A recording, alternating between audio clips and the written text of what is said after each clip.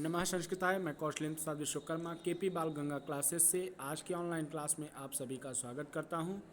तो आइए बच्चों, आज हम लोग कक्षा 7 संस्कृत में मास्टर माइंड प्रकाशन की बुक संस्कृत अवनी, यह जो पुस्तक आप लोगों के लिए लगाई गई है, उसी का अष्टादशः पाठः सुवचनानि। सुवचनानि माने सुंदर वचन, सुवचनानि माने सुंदर वचन। इस शीर्षक पाठ का ये 3 श्लोक हम लोग आज पढ़ेंगे, ठीक है। तो आइए इन तीनों श्लोकों की ओर हम लोग ध्यान देते हैं।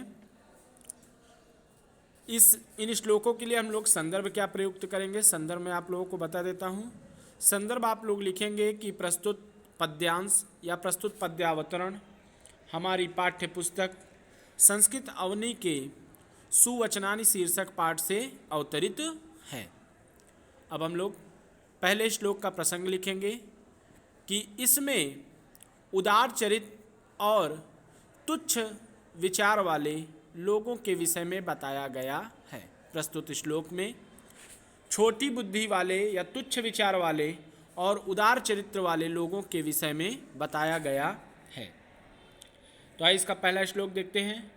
पहला श्लोक है अयम निजः परो वेति गणना लघु चेतसाम उदार चरिता नाम तु वसुदैव कुटुंबकम। अयम निजः परो वेति गणना लघु चेतसाम उदार चरिता नाम तु वसुधैव कुटुंबकम। अयम माने यह, निजह माने अपना है। अयम माने यह, निजह माने अपना है। परह वेति और यह दूसरे का है। ऐसी गणना करने वाले, ऐसी गणना करने वाले लघु चेतसाम छोटी विचार के होते हैं या तुच्छ विचार के होते हैं या छोटी बुद्धि वाले लोग होते हैं। यह अपना है अथवा दूसरे का है, ऐसी गणना करने वाले या ऐसा कहने वाले तुच्छ बुद्धि के होते हैं, छोटी बुद्धि के होते हैं। उदार चरिता नाम तू, और उदार चरित्र वालों के लिए तू माने तो, परंतु उदार चरित्र वालों के लिए तो वसुधा एव कुटुंबकम। वसुधा माने पृथ्वी, एव माने ही, कुटुंबकम माने परिवार है। परंतु उदार चरित्र वालों के लिए तो यह संपूर्ण पृथ्वी ही परिवार के समान है। फिर से इस श्लोक का अनुवाद देखेंगे। अयम माने यह, निजह माने अपना है, परह वेति दूसरे का है, ऐसी गणना करने वाले लघु चेतसाम छोटी बुद्धि के होते हैं या तुच्छ बुद्धि वाले होते हैं। उदार चरित्र वालों, उदार चरिता नाम, उदार चरित्र वाले लोगों के लिए तो या उदार चरित्र वालों के लिए तो संपूर्ण पृथ्वी ही कुटुंबकम परिवार के समान होती है। जो उदार चरित्र वाले लोग होते हैं उनके लिए यह संपूर्ण पृथ्वी ही परिवार होती है। यह अपना है अथवा दूसरे का है, ऐसी गणना करने वाले लोग तुच्छ बुद्धि के होते हैं, छोटी बुद्धि के होते हैं। परंतु उदार चरित्र वालों के लिए तो संपूर्ण पृथ्वी या संपूर्ण संसार ही परिवार के सदृश होती है या परिवार होती है। कहने का मतलब यह है, जो उदार चरित्र वाले लोग होते हैं, जो अच्छे विचारधारा के लोग होते हैं, वे अपने और पराये की गणना नहीं करते हैं। वो सब अपने सबको अपने समान ही समझते हैं, सभी के दुखों को अपना दुख और सभी के कष्ट को अपना कष्ट समझते हैं। लेकिन जो तुच्छ बुद्धि के लोग होते हैं, छोटी बुद्धि वाले लोग होते हैं, वह जो है संसार में यह अपना है, यह पराया है, ऐसी गणना करते रहते हैं, ऐसी गणना अपने मन में करते रहते हैं। ठीक है, पहला श्लोक आपको अच्छे समझ में आ गया होगा। अब हम लोग दूसरा श्लोक अध्ययन करेंगे। मनसि अन्यद् वचनस्यन्यद् कर्मण्यद् दुरात्मनां मनसेकं वचस्येकं कर्मणि एकं महात्मनाम् मनसि अन्यद् वचनसि अन्यद् कर्मणि अन्यद् दुरात्मनां मनसि एकं वचसि एकं कर्मणि एकं महात्मनाम्। मनसि अन्यद्, जो दुरात्मनाम, जो दुरात्म वाले लोग हैं, मतलब दुष्ट प्रवृत्ति वाले लोग हैं, जो दुरात्मनाम माने दुष्ट प्रवृत्ति के या दुष्ट विचार वाले लोग हैं, उनके मन अनेक होते हैं, वचन भी अनेक होते हैं, कर्मण अन्यदि, और कर्म भी दूसरा होता है। मतलब मन से दूसरे होते हैं, वचन से दूसरे होते हैं और कर्म से दूसरे होते हैं। मतलब उनका मन भी दूसरा होता है, मतलब एक मन वाले नहीं होते हैं, उनके मन में तमाम विचारधाराएं चलती रहती हैं। तो अन्य मन वाले होते हैं, अन्य वचन वाले होते हैं, मतलब एक बात पर नहीं रहते हैं, कई बात करने वाले होते हैं, मतलब एक बात पे निर्धारित नहीं रहते हैं।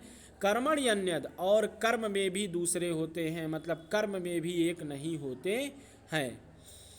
ऐसे दुष्ट प्रवृत्ति वाले लोग होते हैं जिनका मन एक नहीं होता है, वचन एक नहीं होता है, कर्म एक नहीं होता है, मतलब सभी चीज़ों में उनकी बातें एक जैसी नहीं होती हैं, हमेशा दूसरी तरीके की बातें करते हैं, दो बातें करते हैं। तो ऐसी प्रवृत्ति वाले लोग दुष्ट होते हैं या दुष्ट प्रवृत्ति वाले लोग होते हैं। दुष्ट प्रवृत्ति वाले लोग मन से दूसरे होते हैं, वचन से दूसरे होते हैं और कर्म से दूसरे होते हैं। महात्मनाम मनसि एकम वचसि एकम कर्मणि एकम, और जो महान लोग होते हैं उनकी प्रवृत्ति में वे मन से भी एक होते हैं, वाणी से भी एक होते हैं और कर्म से भी एक होते हैं। वे कभी भी दो तरीके की बातें नहीं करते हैं। कहने का मतलब है इस श्लोक में मनुष्य के, अच्छे मनुष्य और बुरे प्रवृत्ति वाले मनुष्य की प्रवृत्ति के विषय में बताया गया है कि जो दुष्ट प्रवृत्ति के लोग होते हैं वे मन से दो होते हैं, वचन से दूसरे होते हैं और कर्म से भी दूसरे होते हैं। लेकिन जो महान लोग होते हैं, जो महात्मा लोग होते हैं, वे मन से भी एक होते हैं, वाणी से भी एक होते हैं और कर्म से भी एक होते हैं। उनकी किसी भी बात में दो बातें नहीं होती हैं, वे हमेशा जो कहते हैं उसी पर अडिग रहते हैं। लेकिन जो दुष्ट प्रवृत्ति के लोग होते हैं वो न उनका मन एकाग्र होता है, न वो वाणी से एकाग्र होते हैं और ना ही उनका कर्म भी एकाग्र जैसा होता है। ठीक है, आशा करता हूँ ये दोनों श्लोक समझ में आ गए होंगे। अब तीसरे श्लोक की ओर हम लोग बढ़ते हैं। ना कश्चित् कस्यचित् मित्रं ना कश्चित् कस्यचिद् रिपुः व्यवहारेण जायन्ते मित्राणि रिपवस्तथा।